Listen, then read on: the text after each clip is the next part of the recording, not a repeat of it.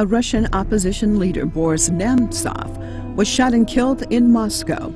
Immediately, the spin machines of the West got busy trying to say that this was a political assassination by the Russian government. And after these media reports, then we have seen rallies taking place in Russia against the current government there. Russian President Vladimir Putin immediately condemned the killing and said he would personally oversee the investigation into the murder. The reality is that in false flag operations, usually a person or many people must be killed, and then the media takes over to stir the emotions up of the native population.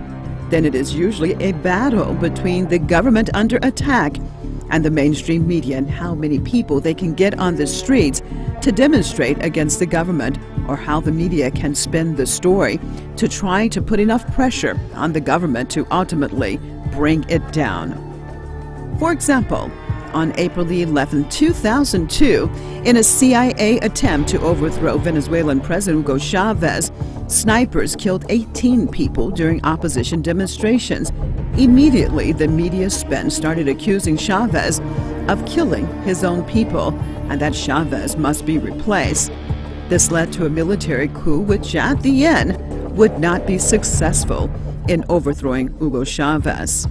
In 2009, in Iran, via mainstream media and some candidates for the presidential election, there were claims of cheating and demonstrations took place. People were killed during the uproar. One woman who was shot, Neda, became the poster girl for the Western media, symbolizing the alleged oppression in Iran and anti-freedom stance of Tehran.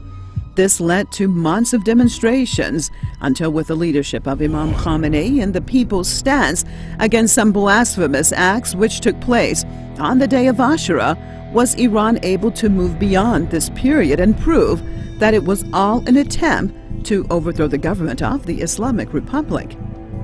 In 2011, in Syria, demonstrations by those opposing the Syrian government took place. People were killed in clashes with the government. Then each day, the Western media would zoom in on the so-called lack of freedom in Syria and the violence, and show on a daily basis more people being killed, and then wave the flag of human rights and say that the Syrian government must go. And from that time until today, some Western countries, along with their Arab regional allies, continue to use plot after plot to try to make the Syrian government to step down. In 2013, in Ukraine, when the former President Viktor Yanukovych decided not to accept the Ukraine-European Union Association Agreement, an economic deal with Europe, but was getting closer to Russia, immediately demonstrations started. Then anti-government protesters were killed and calls for the Yanukovych government to be replaced. And in this case, the false flag operation was successful, and the Yanukovych government would be replaced. And in Argentina, in 2014, as the Cristina de Kirchner government continues to flex its muscles and try to work for the independence of the Argentinian people, more and more pressure, whether it's political or economic, is coming down on Buenos Aires from Washington.